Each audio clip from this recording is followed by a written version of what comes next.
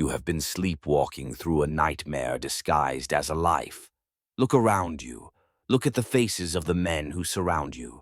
They are hollowed out, drifting through existence like ghosts in a machine they do not understand, terrified of their own shadows, desperate for a validation that will never come. They have been domesticated. They have been declawed. Society has fed them a lie so sweet and so poisonous that they beg for seconds. They have been told that the world is fair, that vulnerability is a virtue, and that if they are simply nice enough, the universe will reward them. You know this is a lie. You feel it in your gut, a cold, hard knot of intuition that screams the truth when the world whispers deceit. You are watching this because you are tired of being the prey. You are tired of being the stepping stone for men who have less honor but more hunger than you. You sense that there is a hidden code, a dark set of laws that governs the reality beneath the surface, a reality where power is the only currency and survival is the only morality. You are right. There is a way out of the cage, but the key is not made of gold. It is forged in fire. What follows is not advice. It is an exorcism of the weak man you have been allowed to become. We are going to strip away the comforting illusions you cling to. We are going to burn down the fantasy of safety. If you are not ready to kill the part of you that craves comfort, leave now. Go back to the herd. But if you are ready to stare into the abyss until it blinks, if you are ready to wield the dark psychology of Machiavelli and the iron will of the Stoics to reinvent yourself into something untouchable, then listen closely. The forge is open. The fire is lit. It is time to become what you were meant to be. Number 1. The alchemy of suffering. The first lie you must unlearn is that suffering is your enemy. From the moment you were born, the modern world has conspired to keep you soft, handing you painkillers for your body and distractions for your mind, teaching you to flee from the slightest hint of discomfort. They want you numb because a numb man is an obedient man. But you must understand that suffering is not a mistake. It is the forge. Pain is not a signal to retreat. It is the hammer that strikes the raw iron of your soul, beating out the impurities, shaping the shapeless into a weapon of war. Every wound you have ever endured, every betrayal that nearly stopped your heart, every moment of humiliation that burned your cheeks, none of it was meaningless. It was raw material. The universe was trying to break you, yes, but only so that you could rebuild yourself without the cracks. Comfort is a slow-acting poison. It seduces you with the promise of ease, wrapping you in warm blankets, while it atrophies your muscles and rots your will. Men drown in this softness. They suffocate under the pillows of luxury and safety, forgetting that life, at its core, is a predatory struggle. You are not here to drown. You are here to learn how to breathe underwater. Machiavelli understood this better than anyone. He knew that transformation is never born in the sunshine of prosperity. It is born in the cold, dark winter of necessity. The weak cling to the illusion that life should be easy, and when the storm comes, as it always does, they are shattered against the rocks. But you must be different. You must kill the fantasy of fairness. You must look at the cruelty of reality and not turn away. Suffering is the fuel that powers the engine of reinvention. Without the pressure of the deep ocean, the diamond never forms. Without the scorching heat of the kiln, the clay never hardens. You must change your relationship with pain. Do not ask for a lighter burden. Demand a stronger back. When the world tries to crush you, do not shrink. Expand. Absorb the blow and convert the kinetic energy of that trauma into focus. Weak minds run from the storm, seeking shelter in mediocrity. But you must learn to stand in the rain until the water no longer bothers you. You must embrace the agony that bends other men into cowards and use it to straighten your spine. This is the only way to become untouchable. If you run from suffering, you are running from your own potential. Turn around, face the fire, step into it. Number 2, the chains of attachment. Once you have accepted the forge, you must identify the chains that hold you to the anvil. The heaviest chain you wear is attachment. It is the leash that keeps you enslaved to the whims of others and the chaos of circumstance. You cling to people who do not respect you, to titles that can be stripped away in an instant, to possessions that rust and fade. You clutch these things to your chest like a child holding a security blanket, terrified of the void that would exist without them. But this clinging is your greatest weakness. The world smells your desperation.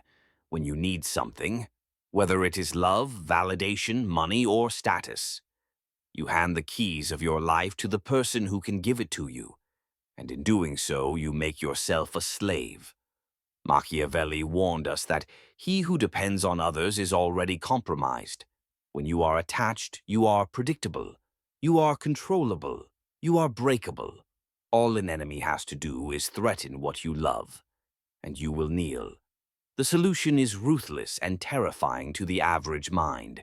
You must kill attachment. This does not mean you own nothing. It means nothing owns you. You must stand in the cold void of absolute independence, where no chain holds you to the earth. Imagine for a moment that everything you possess is gone. Your house burns down, your bank account is drained, your lover leaves, your reputation is destroyed. If this thought destroys your sense of self, then you are not a man. You are a decoration, defined only by your ornaments. You must build an identity that exists independently of external validation. If you love, love with the intensity of a king, not the desperation of a beggar. If you possess wealth, hold it loosely, ready to walk away from it without looking back. If you lead, lead with the knowledge that tomorrow the crown could be taken, and you would still be a king without it. When you sever the ties of need, you become ungovernable. You become a glitch in the matrix of social control. Loss will come for you. It is inevitable. Betrayal will strike. It is human nature. Death will eventually strip your hands empty. But if you have already practiced the art of dying to your attachments, if you have already killed your dependency before life does it for you, then you rob suffering of its sting. You weaponize detachment. You become the man who walks through the ruins of his life unshaken, while others crumble into dust. Number 3, weaponizing the void. When you are no longer tethered by attachment, you must learn to occupy space in a way that signals danger and authority.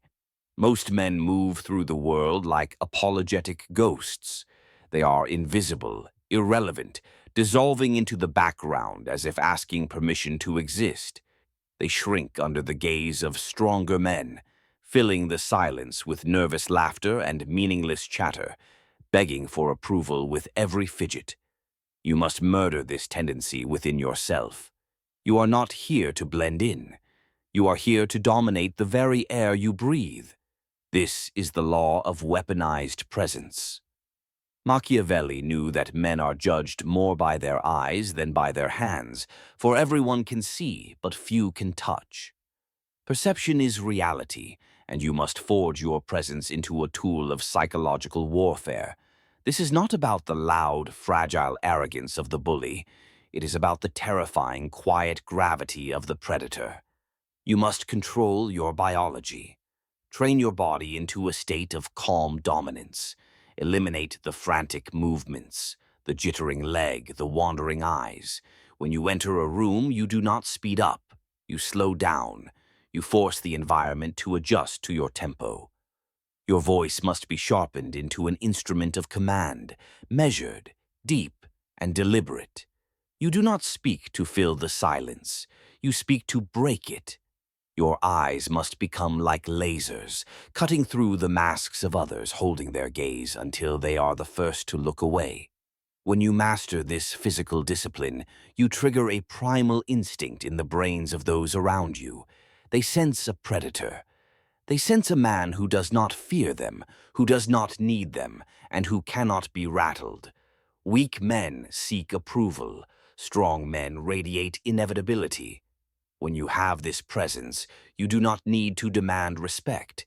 It is given to you as a survival reflex by those weaker than you. True presence cannot be faked with posturing.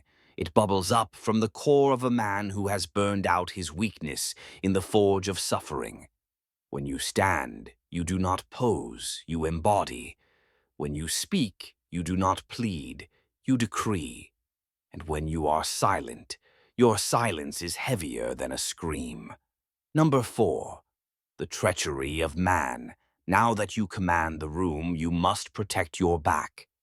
The most dangerous trap for the virtuous man is the belief in universal loyalty. You want to believe that if you are good to others, they will be good to you. You want to believe that your friends are true, that your lovers are faithful, and that your allies are permanent. But this is the logic of a child. Machiavelli looked at the human condition without flinching and saw the rot at the core. Men are fickle, ungrateful, deceitful, cowardly, and greedy. As long as you succeed, they are yours entirely. They will offer you their blood, property, life, and children when the need is far distant.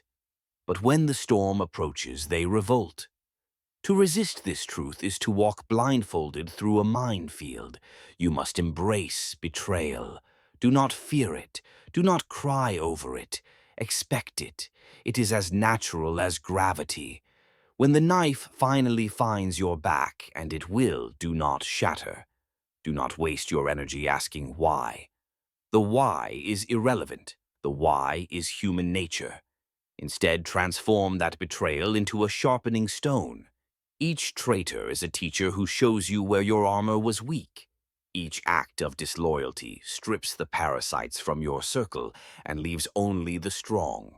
Or perhaps it leaves you standing alone, which is often the safest place to be. Betrayal forces you into cold clarity. It cures you of the disease of trust. It teaches you to observe the subtle cracks in words, the fleeting micro-expressions of envy, the hesitation in a promise.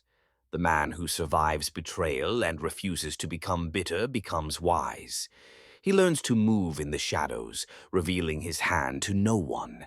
He controls his heart so that no dagger can ever reach the vital organs again. By accepting that loyalty is a temporary transaction, you free yourself from the devastating shock of treachery. You become a fortress. They can lie, they can scheme, they can abandon, but you remain steady as stone, watching them break themselves against your indifference. Number 5, the citadel of the mind. To survive the treachery of others, you must first conquer the traitor within, your own emotions. The man who cannot command his emotions is a slave, dressed in the robes of a free man. He is a puppet, his strings pulled by insult, by rejection, by fear, and by lust. Watch the weak man. He snaps in rage when mocked, revealing his insecurity. He collapses in grief when abandoned, revealing his dependence. He trembles in anxiety when uncertain, revealing his lack of faith in himself. He is transparent. Anyone who can provoke him can own him. If you want to be a king, you must first be the ruler of your own internal state. Machiavelli's law is absolute. The ruler is not he who conquers armies, but he who conquers himself. Emotional mastery is the iron core of all power. Without it, your strategy is useless, because you will abandon it the moment you feel fear. This does not mean you become a robot. It does not mean you feel nothing. It means you are the alchemist of your own soul. You feel anger, but you do not erupt like a child.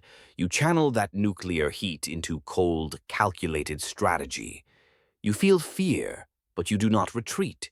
You use that heightened awareness to sharpen your focus. You feel desire, but you do not grovel.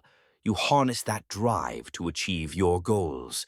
You become the eye of the hurricane. The chaotic world spins around you, screaming and destroying. But in the center, there is only silence and calculation. People fear the man they cannot read. They cannot manipulate the man who shows no panic, no desperation, and no trembling weakness. When they insult you and you remain silent, you terrify them. When they threaten you and you remain bored, you dismantle them. You must train yourself daily. When the impulse to react rises in your throat, swallow it, digest it, turn it into fuel. Eventually, your emotions will stop being your masters and start being your soldiers. They will strike with precision only when you give the order. Control yourself, and you control the battlefield. Lose control, and you are nothing but meat for the wolves. Number 6. The discipline of steel, emotional control, lays the foundation for the next law, the transmutation of pain into discipline. Pain is the raw currency of the universe. Every man suffers, but only the rare few, the elite, convert that suffering into discipline. The masses waste their pain. They drown it in alcohol, numb it with mindless scrolling, and run from it into the arms of cheap pleasure. They beg for escape. But you must be the alchemist. Your pain is not a burden to be discarded. It is a resource to be mined. Every sleepless night, every heartbreak, every failure is high-octane fuel for your ambition. The weak cry, the strong build. Discipline is born in the moments where you want to quit. It is easy to work when you are motivated, when the sun is shining and the world is clapping. But motivation is a fickle whore. She leaves when the going gets tough. Discipline is the loyal soldier who stays by your side when the trenches are filled with mud and blood. Discipline is the refusal to negotiate with your own weakness. When your body aches and screams for rest, discipline whispers, move. When your mind begs for the dopamine hit of distraction, discipline chains you to your mission. You cannot build this kind of steel in the comfort of a heated room. You forge it in the cold. You forge it in the struggle. Each time you deny yourself a pleasure, you add a link to your chain of power. Each time you do the hard thing when no one is watching, you are reinforcing the fortress of your will. One day, life will come at you with a hammer so heavy it would crush a normal man. It will hand you tragedy without mercy.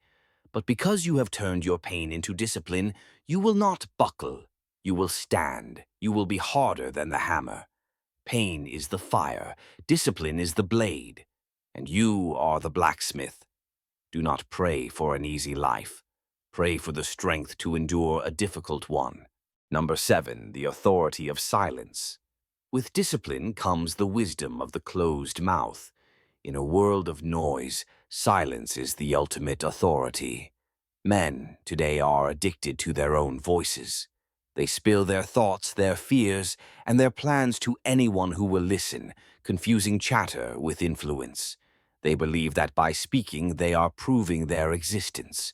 But the truth is brutal. The more you speak, the more you expose yourself. Every unnecessary word is a leak in your armor. It reveals your intelligence, your intentions, and your insecurities. It gives your enemies ammunition. Silence, on the other hand, is a weapon sharper than any blade. It unsettles the soul. It creates a vacuum that others feel compelled to fill. Watch the dynamic in any room. The powerful man speaks less. He listens more. He sees more. He becomes a mirror, forcing others to project their own anxieties onto him. When you are silent, you become unreadable. People begin to wonder, what is he thinking? What does he know? Is he judging me? Is he planning something? They lean in, desperate to interpret the slightest movement. This is how you generate gravity. Authority is not earned by shouting. It is earned by restraint. When you finally do speak, your words strike like thunder because they are rare. They are chosen with the precision of a surgeon's scalpel. Your silence is not passivity. It is an active, aggressive strategy. It forces your opponent to show his hand while you keep yours hidden in the dark. The undisciplined man cannot endure the tension of silence. He babbles to relieve the pressure. The dangerous man lets the silence stretch until it snaps the will of his enemy. Become the abyss. Let them scream into you and give them nothing back but their own echo. Number 8. The strategic coldness. Building on silence and discipline, you must master the art of strategic detachment in your dealings with the world. This goes beyond the internal killing of attachment. This is about the external application of coldness. The man who cares the least in any negotiation always wins. This is a law of power. When you crave the deal, you lose the deal. When you are desperate for the relationship, you destroy the respect within it. The world is a marketplace of value, and desperation destroys value. Machiavelli knew that a ruler must never be bound by pity or the desire to be liked. He must be cold enough to walk away from the table at any moment. He must be ruthless enough to cut off a limb to save the body. To dominate through detachment is to operate like a grandmaster in a game of chess. You do not hate the pawn you sacrifice. You simply understand its utility is at an end. You do not weep over the piece you lose. You adjust your strategy. When you interact with the world from a place of detachment, you can see the hidden strings. You see the manipulation, the greed, and the fear in others because you are not blinded by your own need. You become untouchable because no threat shakes you. If they threaten to fire you, you are ready to leave. If they threaten to leave you, you open the door for them. This creates a terrifying power dynamic. You hold the sword while others hold their chains. Weak men cling to outcomes, terrified of the unknown. Strong men detach, knowing that they are the generators of their own fate, and that no external loss can touch the core of who they are. You must train this ruthlessness. When you feel your heart clinging to an outcome, cut it free. When you feel your mind obsessing over a person, pull it back into the icy fortress of your discipline. Be the man who can walk away from anything, and you will be the man who can be denied nothing. Number 9. The leverage of fear. And now we arrive at the darkest truth, the one that polite society tries to bury. Fear is leverage. Men are not guided by logic, fairness, or noble ideals. They are ruled by their survival instincts. They are ruled by fear. Fear is the invisible hand that drives choices, dictates silence, and bends the knee. Machiavelli's most famous question, is it better to be loved or feared, has a clear answer. It is safer to be feared. Love is held by a chain of obligation which, because men are wicked, is broken at every opportunity for their own self-interest. But fear is preserved by a dread of punishment which never fails. Love is fickle. Fear is forever. To understand this is to wield the most primal weapon of influence. This does not mean you become a tyrant or a monster. It implies a shift in your aura. You must shed the desire to be harmless. Harmless men are disposable. They are forgotten. You must become formidable. You must project the capacity for danger. People must know on a subconscious level that crossing you has a cost, that disrespecting you brings consequences. This is not about screaming threats. It is about the quiet certainty that you will defend your boundaries with extreme prejudice. It is about consistency. If you draw a line in the sand, you must be willing to go to war to defend it. If you issue a warning, you must follow through. Weak men bluff, dangerous men act. When people respect you out of fear, fear of your competence, fear of your ability to walk away, fear of your ruthless honesty, that respect is solid. It is built on the bedrock of reality, not the shifting sands of affection. Do not try to be the nice guy. The nice guy finishes last because he is terrified of conflict. Be the dangerous man who keeps his sword sheathed but sharp. Number 10. The law of transformation. We have traversed the laws of the abyss. We have looked at suffering, attachment, presence, betrayal, emotion, discipline, silence, detachment, and fear. But all of these are merely tools for the ultimate goal, the law of transformation. There is a single rule that governs every man who rises from the mud to the stars. You cannot become who you want to be by remaining who you are. Reinvention is a funeral. You must be willing to kill your old self. You must burn the boy to carve the man. Transformation is not a passive process. It is a violent act of will. It is the phoenix consuming itself in fire to be born again from the ash. Look at your scars. Look at your failures. Look at the pain that has followed you. These are not curses. They are the admission price to the arena of greatness. The world tried to crush you, but it failed. It only succeeded in handing you the raw materials for your own rebirth. You must now choose. You can go back to sleep, back to the comfort, back to the lies, and die a man who never knew his own name. Or you can take these laws and etch them into your bones. You can use your suffering as fuel, your silence as a shield, and your discipline as a sword. You can rise as something beyond ordinary flesh. You can become an inevitability. The storms will come, the knives will strike, and the world will turn against you, but you will be iron. You will be the void that stares back. You will be untouchable. This is your reality now. The code has been rewritten. The old you is dead. Long live the man you have become. Comment below. I have burned the old self. I rise as iron. This is the Dark Codex. The path is open. Walk it, or be trampled by those who do. Like, subscribe, and turn on notifications. The class is dismissed.